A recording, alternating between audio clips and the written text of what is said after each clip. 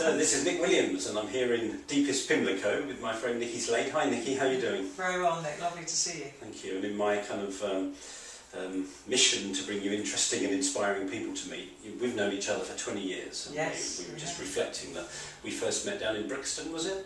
Yes. You started off doing sacred chant and sacred singing. Yes, I had my very first voice groups at the Lyam Natural Health and Therapy Centre. Yeah, right 1990. Opposite Brixton Prison, in Yeah, fact. amazing. Yeah. So that's when we first met, so our paths have been crossing for nearly 20 years now. Can't believe it. And you've always been an inspiration to me, so I thought it would be great just to ask you initially about your own kind of journey of why did you come across sacred kind of singing and music as your kind of path. And then in a minute we could also talk about how have you turned this into a successful business, because you have, you know, it's taken you around the world and you're getting into all sorts of amazing places. So yes. Can I just ask, well, how did you discover this was the work that you were born to do? Okay, well, I've always sung since I was a child. I found the greatest freedom in singing. And I thought at the time that it was about performing, and so I followed that path later in life. But then I began to see, when I discovered the power of chanting and sacred sound, as you say, something opened within me that I'd never quite connected with to that level in singing songs, although I was getting close in songs. But there's something about core sound and core voice. When I first tapped it in 1987, I saw the world in a completely new light. I found myself feeling more like me, and I didn't know what I was looking for, but it was a vibrational connection that I've never experienced, and it just inspired me to pursue it. It was like a river that I just had to go with it. Let's jump in. Exactly, and although my career at the time, I was an actor because I thought that sound, song direction was about performance, and I did many theatre performances. I eventually began to find teachers such as the wonderful Chloe Goodchild, Chris James, Edwin Coppard, many people who are successfully working with sound in the world. And then, like any good chef, you become your own chef, working with your own ingredients. And I developed my own groups. Your own. Yeah. And what sort of personal journey has it been for you? Because I know in my experience, you know, when I meet people and for myself, you know, doing the work that I love, it is in itself a transformational journey. Yes. You are forever evolving yourself as a being as you do it.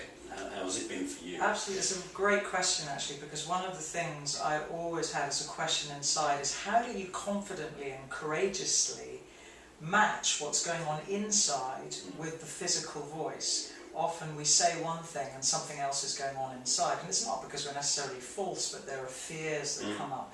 And I began to see that this was something that human beings face every day. It's like, how do you get your voice out? How do you get your voice heard, you know, without pushing and being able to flow with it? So for me, the transformation, you know, that I saw is that, you know, in my acting career, I was actually in a way hiding behind being other people, and it was like the big quest was like to show up as yourself. Yes, to show up as myself. What is it to be yourself without being all quasi about it? But I realised it's a kind of aha feeling that to fully inhabit yourself, to really be who you are and take up that space. That's it, to really embody that, if you like, that note, that core sound that you are. And then what happens is you line up with that.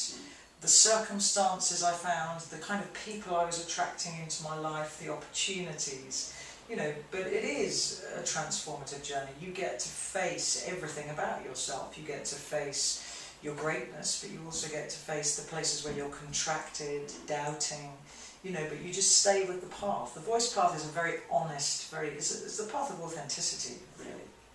So, any regrets? I presume not.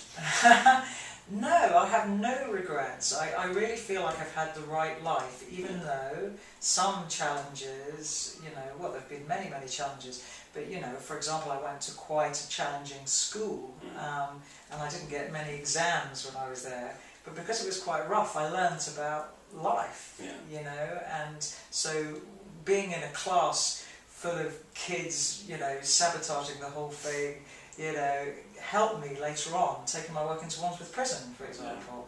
So being able to be a listening for 16 guys cooped up in a cell and, you know, inspiring them to voice and sound and move and let go. If I'd been all defensive, it wouldn't have worked. So I don't think anything that's happened in my life has been the wrong experience. Everything's kind of equipped you Yeah, for this. I It's think all been a learning journey. It's all been a, what's the word, training ground, like a training camp. everything's a training ground. Sometimes it doesn't look like that, does it? No.